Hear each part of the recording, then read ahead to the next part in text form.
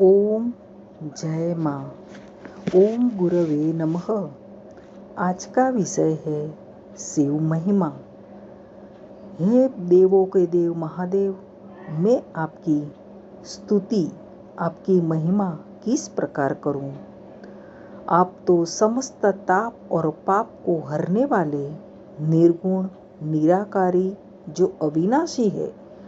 माँ भगवती के प्रिय, आपके स्मरण मात्र से ही शारीरिक कष्टों से तो मुक्ति मिलती है, पर आपकी कृपा यदि मानव पर हो जाए तो आप मृत्यु की भी मृत्यु करा देते हो।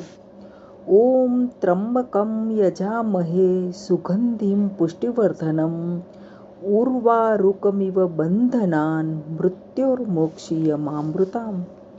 यह मंत्र का जप करने वाला आपका शिव भक्त जब हे रुद्रदेव आपकी उपासना करता है तो हे महादेव आप अपनी सत्ता का बोध कराते हो।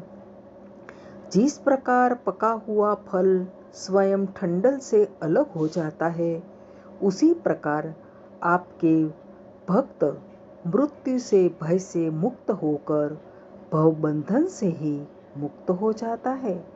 और हे त्रिनेत्रधारी, आपकी कृपा से आपका भक्त आपकी शरण में, आपके शिवलोक में स्थान प्राप्त करता है। हे उमापति, आप ही जगत का उदय, पालन और अस्त करते। सत्व, रज और तम, इन 3 गुणों से भेद से ही ब्रह्मा, विष्णु और महेश की अलग अलग 3 शरीर मूर्तियों में बटा। समस्त देवताओं में आप श्रेष्ठ हो। आप ही समग्र ब्रह्मांड का संचालन करते हो। जगत की उत्पत्ति या विलय आपकी इच्छा के बिना हो सकता है क्या?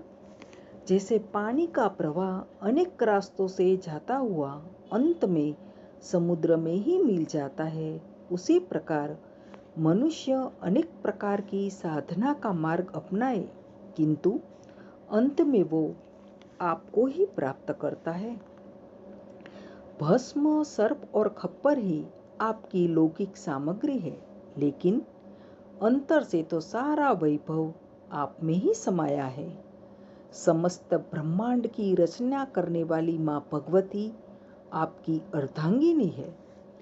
मनुष्य के उद्धार हेतु आपने पतित पावन माँ गंगा को अपनी जटा में झेल के पृथ्वी पर माँ गंगा का अवतरण किया।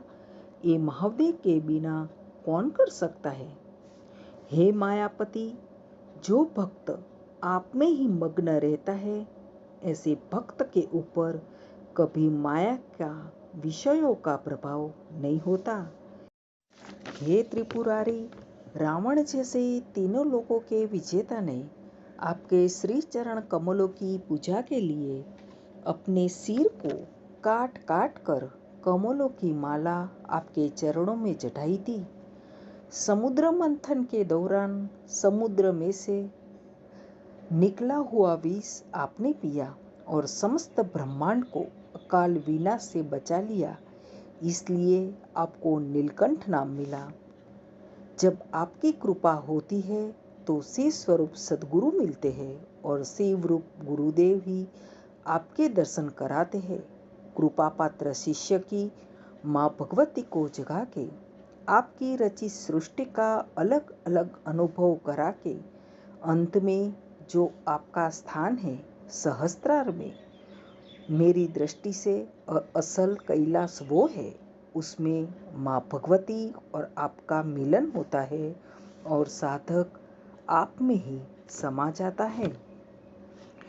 आपके भक्त के ऊपर कामदेव की माया का भी कोई प्रभाव नहीं पड़ता, क्योंकि आपने तो कामदेव को ही भस्म कर दिया था। भगवान शिव का या शिव स्वरूप गुरुदेव का ऐसे शब्दों में वर्णन करना, उसकी स्तुति करना संभव ही नहीं है, लेकिन गुरुदेव की कृपा से भगवान शिव की महिमा भगवान शिव के श्री चरणों में ही मैं अर्पण करती हूँ। ओम जय माँ। ओम नमः शिवाय। ओम गुरवे नमः।